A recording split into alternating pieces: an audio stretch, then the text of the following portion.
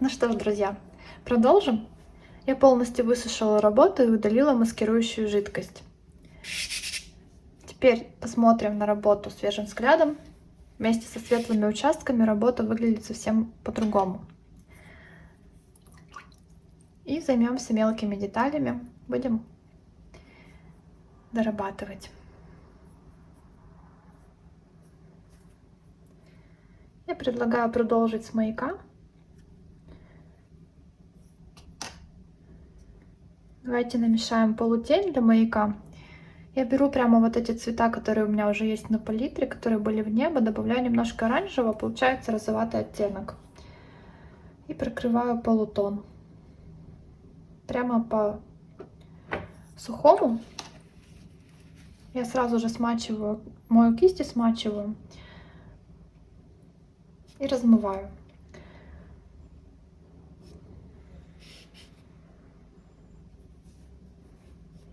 Здесь тоже есть полутон. Полутон пусть будет у нас теплый с оранжевым оттенком, а тень будет холодной. Не боимся брать контрасты. Сразу же на верхней части тоже показываем этот контраст. Почти до края довожу эту линию, но ближе к краю я хочу немножко снова взять цвет посветлее, например, тот же оранжевый или просто холодный, показать рефлекс. Так как маяк имеет цилиндрическую форму, свет на нем распределяется, как и на обычном цилиндре. Если вы знаете распределение светотени на обычных геометрических предметах, вам будет несложно изобразить любой предмет. Напомню, что в маяке есть свет, полутень, собственная тень и рефлекс. Все очень просто. Мне кажется, меня ночью, если разбудить, спросить, я это обязательно скажу. Это все со времен учебы еще осталось. И эти знания на всю жизнь. Продолжаем.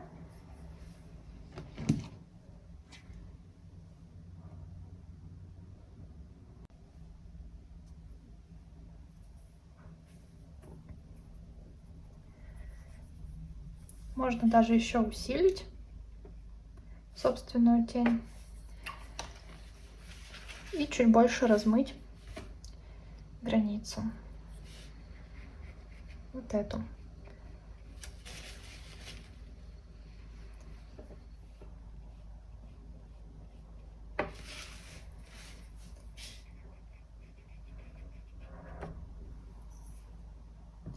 Я пишу маяк каллиграфической кистью. У нее нет марки, это просто каллиграфическая кисть.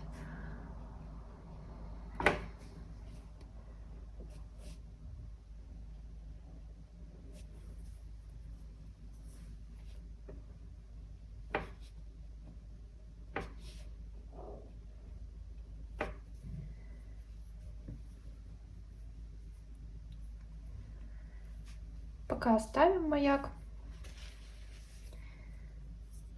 Тут что-то доделать еще, если что-то пошло не так.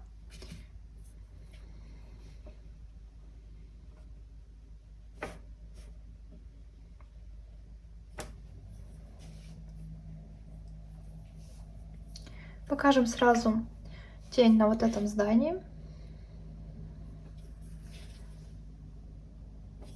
Мелкие детали мы пока не прорисовываем. Будем делать их уже после высыхания.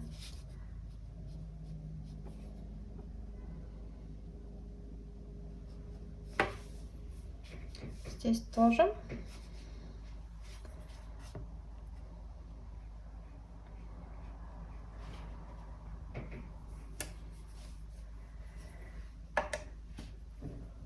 Сейчас нам понадобится быть внимательными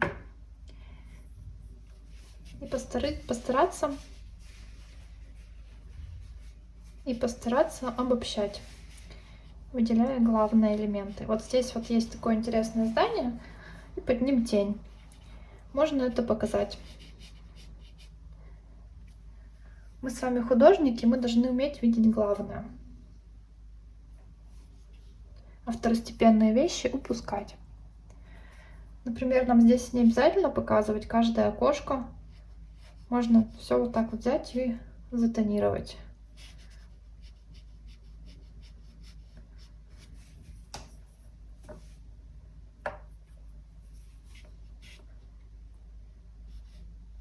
Можно оставлять какие-то светлые пропуски, чтобы было интереснее.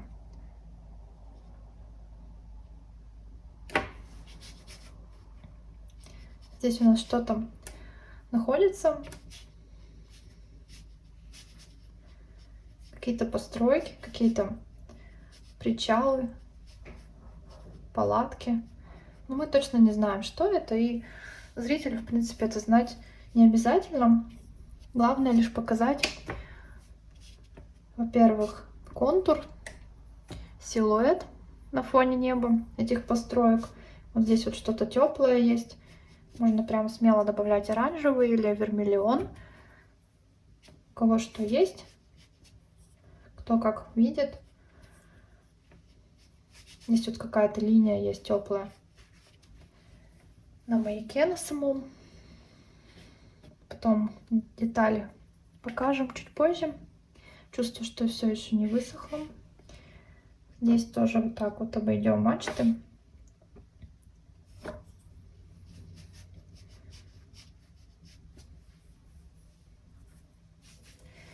Продолжим показывать архитектуру. Что в ней есть интересного, так это вот игра горизонталей и вертикалей. Есть, например, крыша, есть то, что под ней, есть какие-то вертикально несущие конструкции, есть какие-то предметы, которые мы не в силах рассмотреть, но для ритма показать их стоит.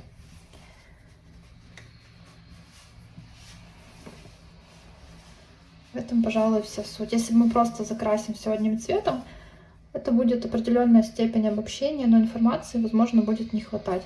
Поэтому мы стараемся не красить это все как забор, а стараться выявлять значимые элементы.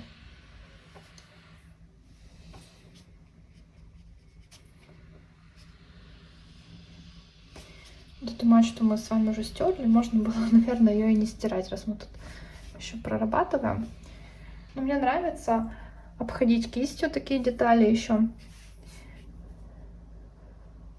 Мы с вами тут работаем уже достаточно кропотливо, не такие большие объемы закрашиваем, как в небе, поэтому можно и обойти кое-где. Здесь что-то я вижу интересное.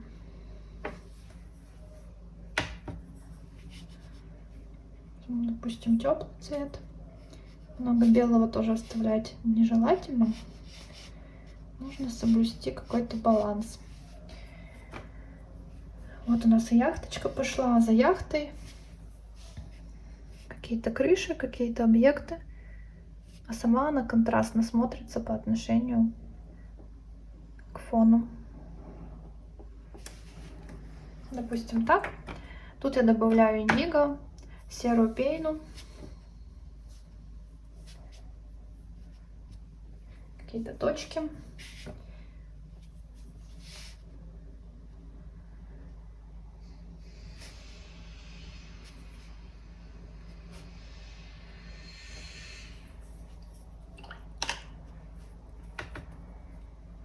Наверное, стоит увеличить, чтобы вам было лучше видно эту мелкую работу.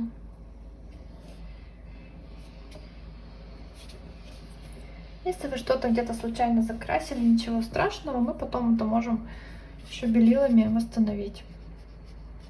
Конечно, интереснее смотрится, если вы это оставили. Так прям показывает. Это ваш уровень владения кистью. Показываем тень под яхточкой. Здорово, если вы на фоне этого индиго синего можете показывать что-то теплое. Например, вот эта лодочка близка к оранжевому оттенку. Что-то оранжевое виднеется и здесь. Не стесняемся. Вот эту яхточку можно промокнуть, пусть она будет посветлее. И рядом с ней сразу взять темный тон пирса набережной.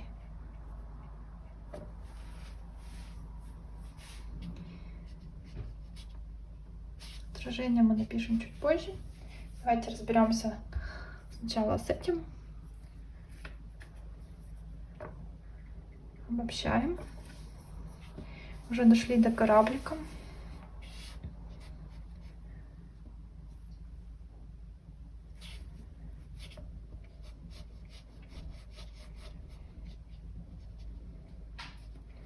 На фоне корабля у нас тоже интересные постройки. Сейчас постараемся их проследить. Пока что покажем этот пирс. Возможно, даже чуть больше нужно. Не бойтесь, действуйте быстро, не прорисовывайте каждый миллиметр. Тут нужно найти степень обобщения, стилизации. Там какой-то, я вижу, интересный купол.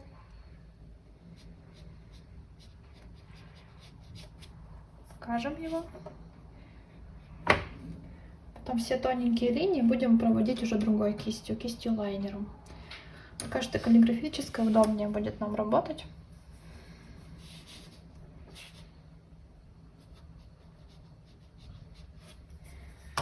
Хочется сразу намешать тон лайнеру. Я взяла немножко этого Shell Pink. Вот он у меня. Немножко ультрамарина. Можно охры туда добавить.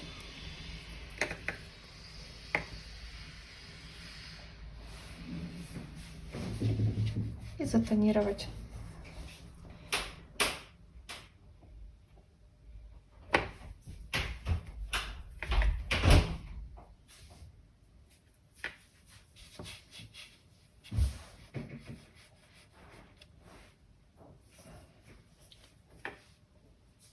Верхняя часть корабля будет более холодного цвета. Она будет в тени.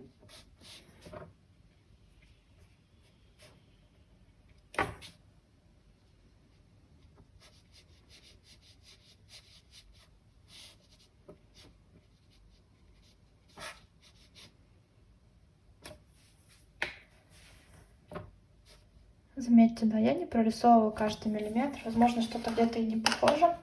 Но нам нужно, чтобы все смотрелось цельно. Отдалю. Вот увидите. Тут такая труба. Покажем ее свет. Там вдали освещенные предметы.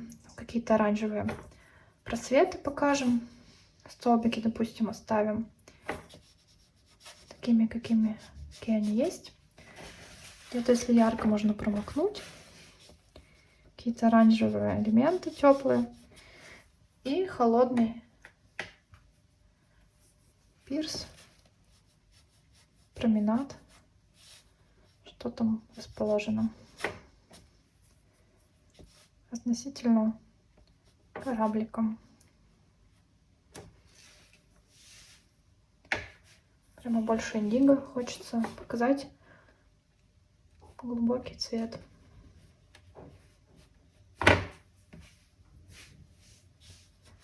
Возможно, слишком толстую полоску взяла. Ничего страшного в этом тоже нет. Главное делать это все горизонтально, не заваливая наш горизонт. Вот таким вот образом. В этой части у нас высохло. Можно попробовать пописать пальмочки. Давайте намешаем этот цвет. Я беру немного желтого, немного ультрамарина и чуть-чуть оранжевого. Получается такой сложный зеленый оттенок. Причем интересно, что с одной стороны у нас пальмы обладают холодным оттенком, а с другой более теплые. Они на свету. Итак, давайте начнем. Нам нужно немножко промокнуть кисть, так чтобы она образовала такой неровный кончик, край. И начать протирать. То есть, чтобы на конце она вот так вот расстроилась, расчетверилась. Таким образом пальмы писать очень удобно.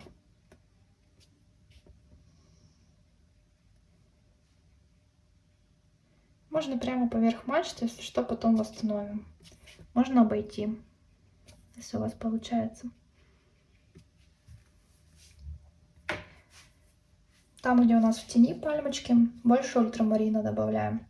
Можно, в принципе, цирулин добавить.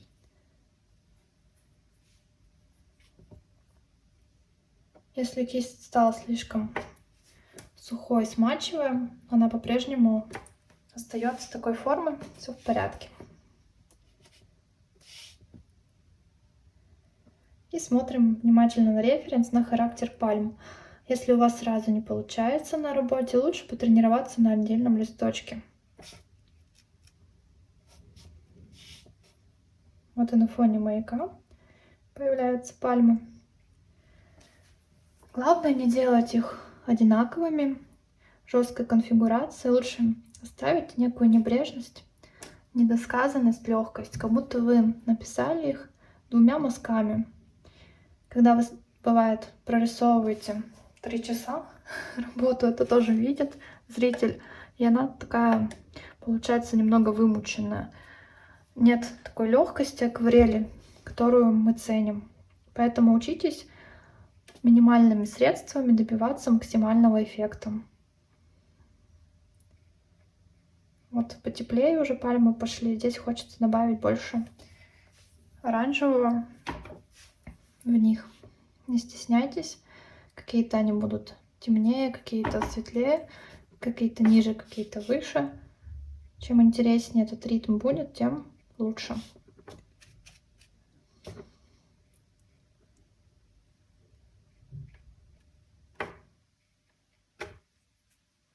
Можно даже в самих пальмах показать тень, свет. С левой части они более оранжевые, а справа уходят в ультрамарин.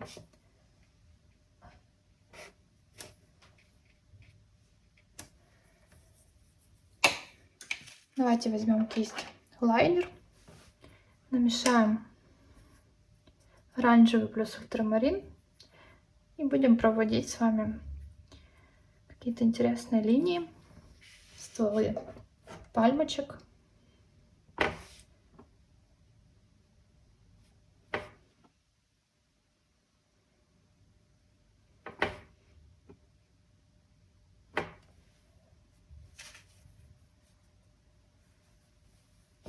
Здесь опять же хочется показать более освещенные стволы. Прямо оранжевый можно взять.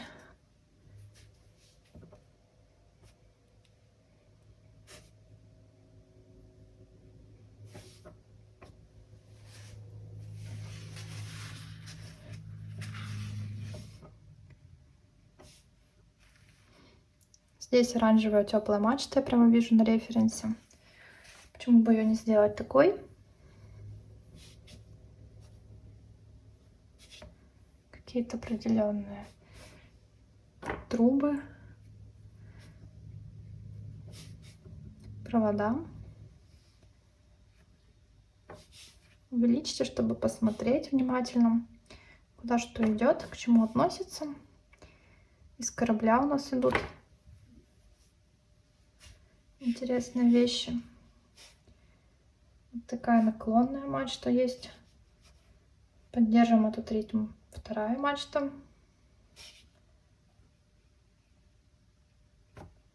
Можно кверху делать точечку такую, образующую небольшой такой контраст. Акцент. Так, на маячке посмотрим, что можно поставить. Очень хорошо, интересно смотрится на работе, когда вы делаете определенные точки в некоторых местах. За них взгляд цепляется и держит композицию. Это точка.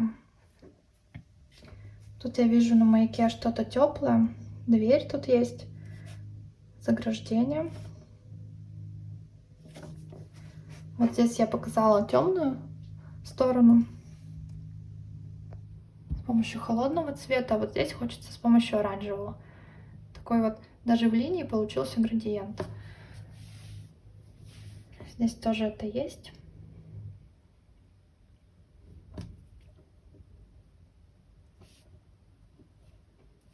Все прорисовывать не нужно, вот на определенные точки поставить хочется. Вот здесь тоже такая линия есть интересная. Вот здесь покажу ее более холодной, яркой. Здесь какое-то заграждение. А здесь едва заметный по тону, светлее.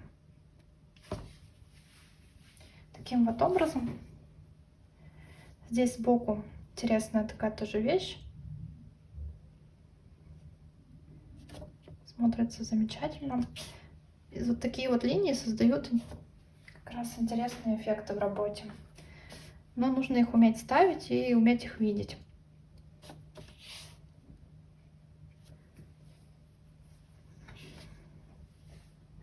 Добавляю тут контрастов и маленьких элементов. На корабле есть иллюминаторы, какая-то полоска. Здесь покажем темные места окон.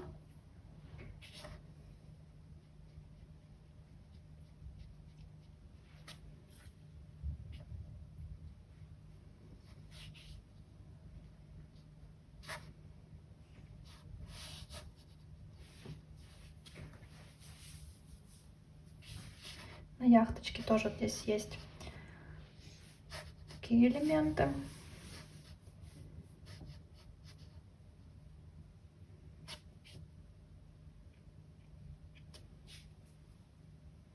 Отлично. В этой части тоже покажем несколько полос. То ли это мачты, то ли что-то еще. В принципе, нам не так уж и важно.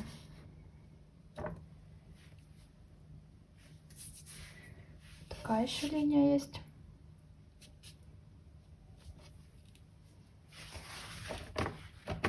Слишком темно, можно промокнуть.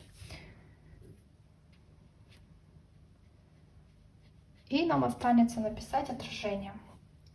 Не пугайтесь, здесь ничего сложного нет. Сейчас все покажу. Немножко хочется показать объем кораблику. Вот он с этой части чуть темнее.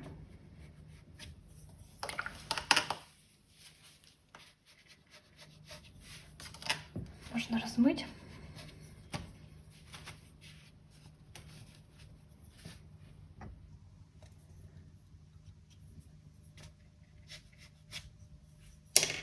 Сейчас еще парочку здесь акцентов поставлю.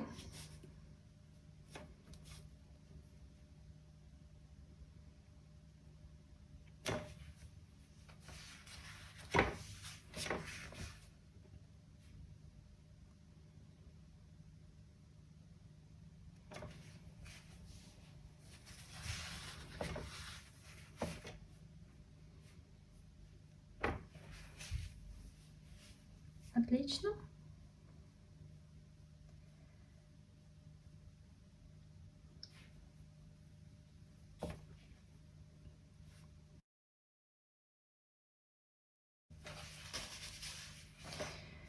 Теперь снова берем каллиграфическую кисть.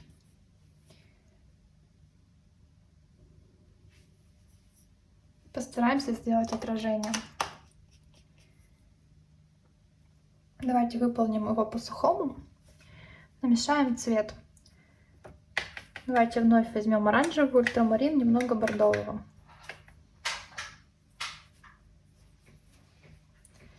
И начнем. Не боясь.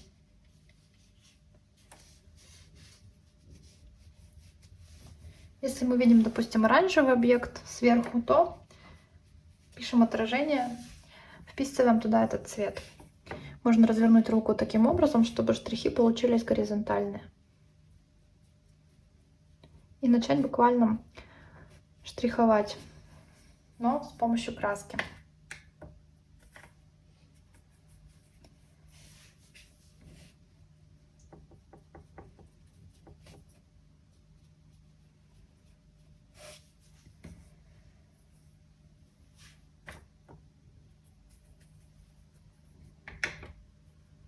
Для утемнения можно добавить индиго или серую пену.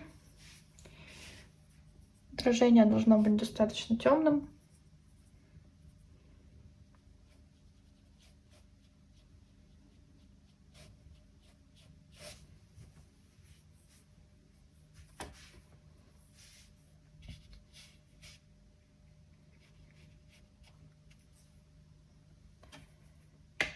С этой стороны я вижу его более холодным.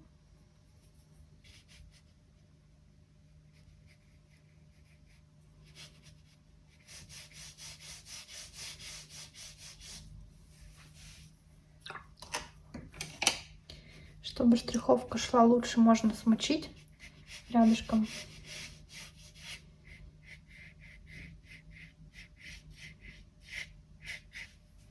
Не боимся. Буквально немножко, буквально чуть-чуть.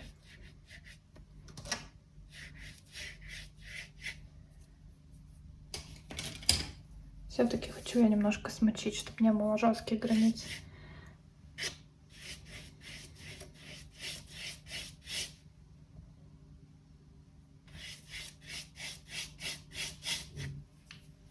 И продолжим. Нужно сейчас немножко будет подождать, когда вода впитается. Пока можно делать такие вот. Хочу взять лайнер. Так штриховка будет более деликатной. И вот прямо вот поверх поштрихуем.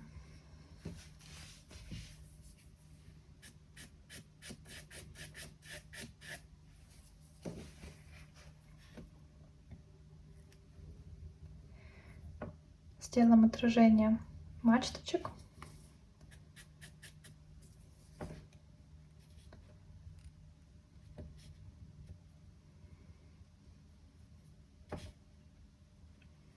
Оранжевый домик я делаю также. Стараюсь вписывать все те же цвета, что мы и видим сверху.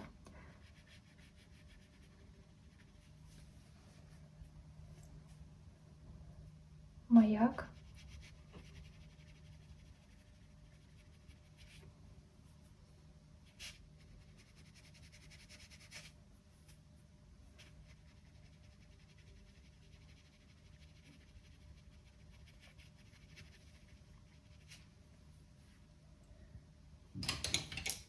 Веерной кистью можно немножко поразметать. Здесь нам нужно достаточно быстро работать, потому что бумага будет сохнуть быстрее. При повторном смачивании бумага сохнет гораздо быстрее, чем при первом. Не знаю, почему такое бывает, но почему-то этот эффект существует.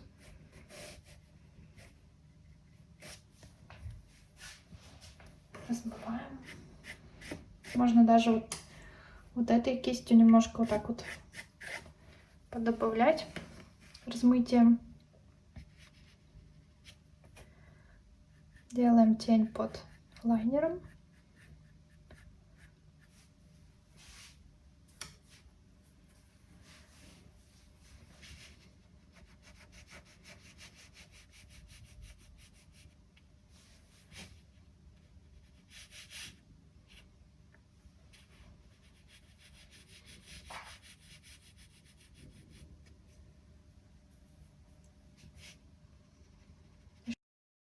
Показываем тень.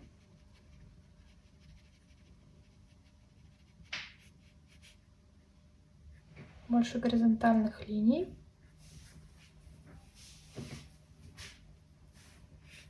Здесь тоже добавим.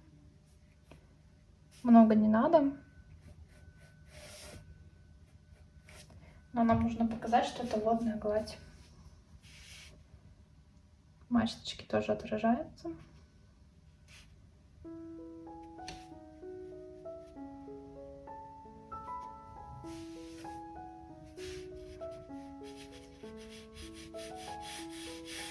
Вот уже я чувствую, что расплывается плохо.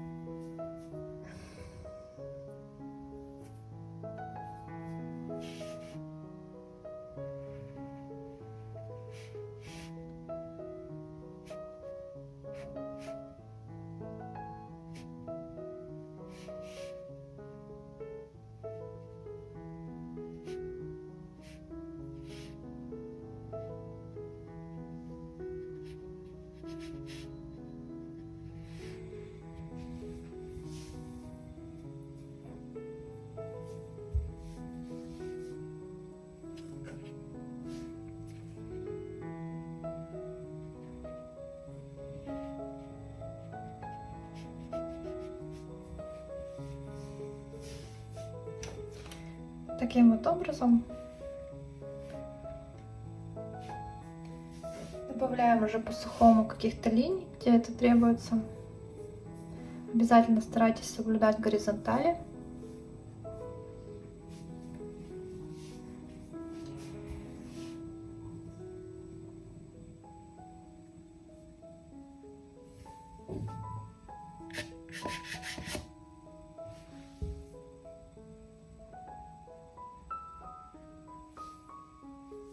Я стараюсь проводить эти линии на светлых частях волны.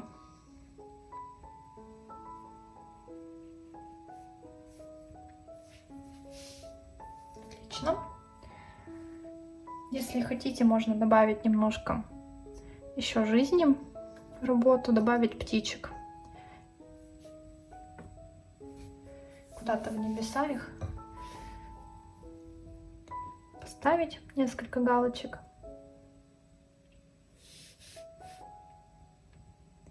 Это все-таки у нас с вами портовый сюжет.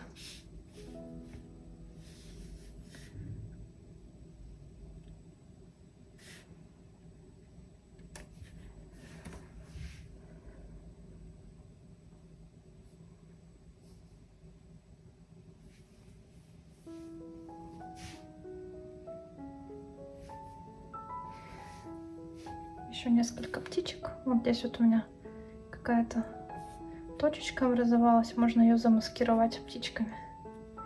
Здесь тоже вот какое-то непредвиденное пятнышко. Лайфхак.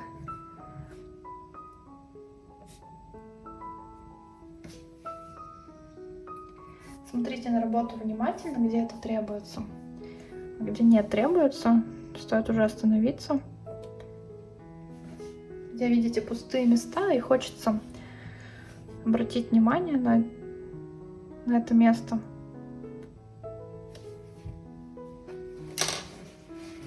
Достаточно ярко получилось, можно салфеточкой промокнуть.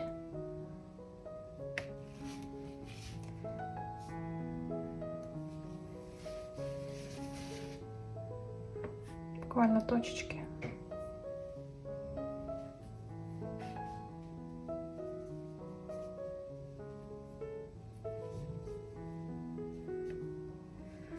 Еще какие-нибудь покажем окна.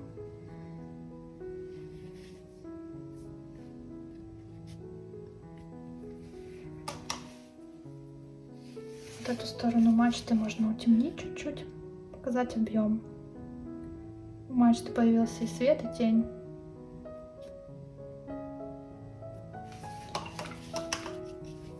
Работу можно завершать. При желании можно взять белила У меня обычный гуашевый белила.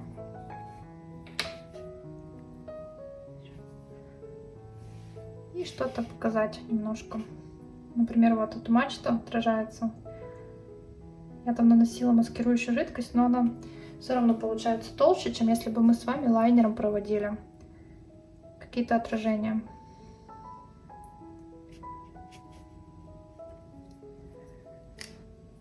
Давайте я приближу, чтобы вам было лучше видно. На свету вот здесь вот в отражении маяка можно попроводить горизонтальные линии белой краской.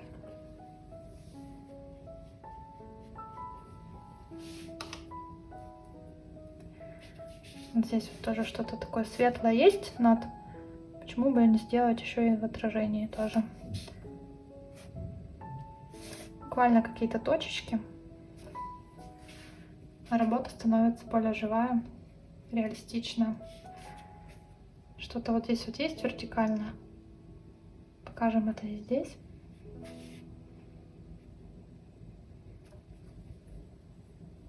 Чем больше таких интересных деталей, тем работа смотрится лучше.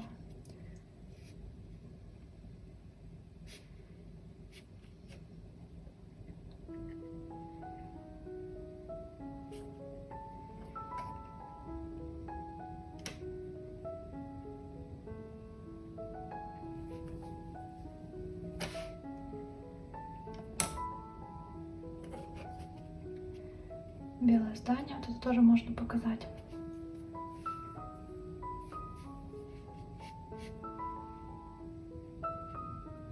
Не жалейте времени на последний этап. Эти детальки обогащают работу и делают ее более выигрышной.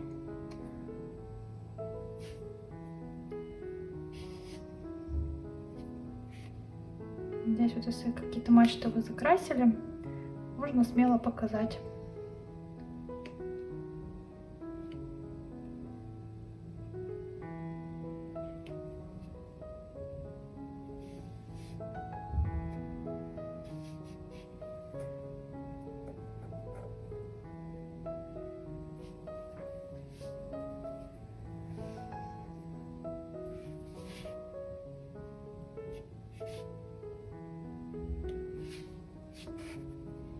Просто даже точечки какие-то поставить, и они... Вот тут вот пятно, например, получилось, такое глухое. Можно разрядить.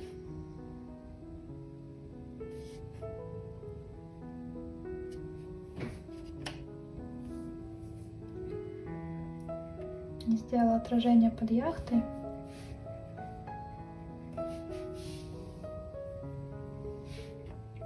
Обращайте внимание на такие вещи, и все будет отлично.